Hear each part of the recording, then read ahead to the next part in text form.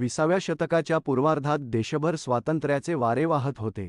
सामाजिक आणि राजकीय जागृतीचा तो काळ होता. अण्णासाहेब कर्वे, गोपाळ कृष्ण गोखले यांनी सुरू केलेल्या सामाजिक जागृतीच्या चळवळीला लोकमान्य टिळकांनी संपूर्ण स्वराज्याच्या लढ्याचे रूप दिले. शाहू महाराज, बाबासाहेब आंबेडकर, सावरकर यांनी ती परंपरा पुढे नेली. अखेर 1947 मध्ये याचे पर्यावसान स्वतंत्र भारताच्या निर्मितीत झाले. महाराष्ट्रातील या नेत्यांनी आपला ठसा राष्ट्र पातळीवर उमटवला. स्वातंत्र्योत्तर काळात भाषावार प्रांतरचना झाली. त्यातून 1960 साली आज आपल्याला दिसत असलेल्या भौगोलिक सीमांचा महाराष्ट्र निर्माण झाला. ब्रिटिश अधिपत्याखाली असलेल्या मुंबई प्रांतातील मराठी भाषिक, पश्चिम महाराष्ट्र, पूर्वाश्रमीच्या निजाम संस्थानातील मराठवाडा, खानदेश आणि मध्य प्रांतातील मराठी भाषिक विदर्भ अशा भिन्न सांस्कृतिक चालीरीतींचा परंतु माय मराठी भाषेच्या धाग्याने एकसंध बांधलेला संयुक्त महाराष्ट्र अस्तित्वात आला. विविधतेने नटलेल्या या महाराष्ट्राला एकजीव करण्याचे काम 20व्या शतकाच्या उत्तरार्धात झाले.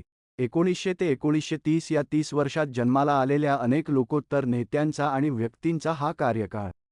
आज आपल्यासमोर दिसणारे महाराष्ट्राचे सांस्कृतिक चित्र तयार करण्यात या व्यक्तींचे अमूल्य योगदान आहे.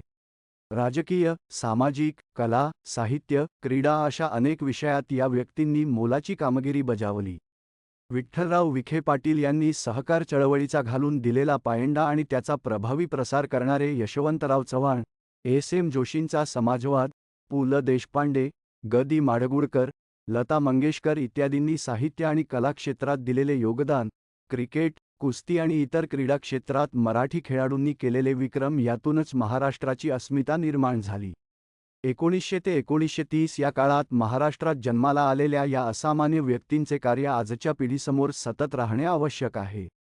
यातूनच महाराष्ट्रातील सामान्य जनतेची अस्मिता तेवत राहील. या उद्देशाने विजन महाराष्ट्र फाउंडेशनने एक महत्त्वाकांक्षी प्रकल्प हाती घेतला आहे.